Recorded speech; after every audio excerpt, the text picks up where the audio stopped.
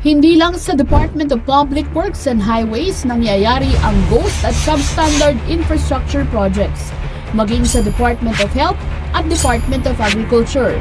Sa pagdinig ng Senado sa proposed budget ng DOH, ibinunyag ni Health Secretary Ted Herbosa na may hindi natapos na proyekto sa kagawaran ang kumpanyang pag-aari ng mga diskaya gayong bayad na. Isa sa natukoy ng DOH ang isang health facility sa Zamboanga Region na ginawaan niya ng St. Timothy Construction ng mga diskaya. So there's a similar modus po na nakita po ninyo? I had to inspect. So nakakita and to be fair, this is over 10 years. This is over 10 years. Itong sinasabi kong nakita ko, 2020. Okay.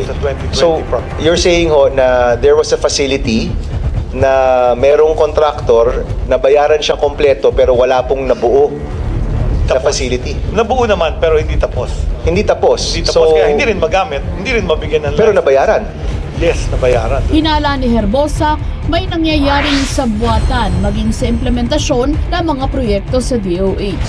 Do you think may collusion dito kagaya ng DPWH na ilan sa mga opisyal ninyo maaari sa regional level, provincial level, may collusion, may sabwatan dun sa kontraktor para sa paggawa ng mga projects na ito, Secretary? Yan po ang aking conclusion din kasi kung ang engineer na nag-inspect from our side binigyan siya ng clean bill na completed, mababayaran siya.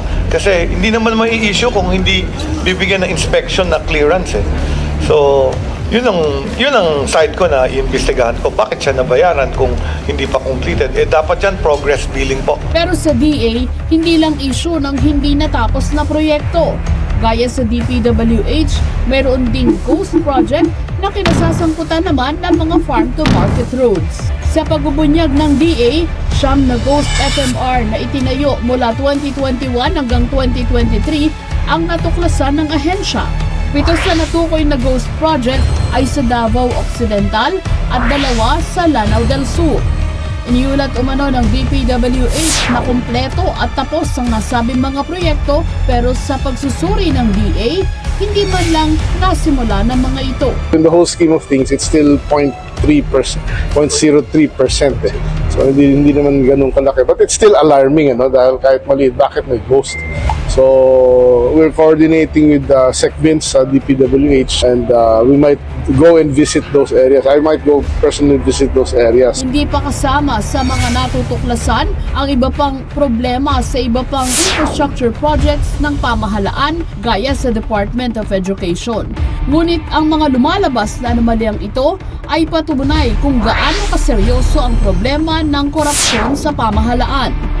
Saan na ba patungo ang mga ginagawang investigasyon sa mga anomalya? Hanggang pagbubunyag na lang ba ang aasahan ng mga Pilipino? Kailan mapaparusahan at mapapanagot ang mga sangkot dito? Ako po si Weng de la Fuente at ito ang datos, ang totoong kwento sa likod ng mga issue.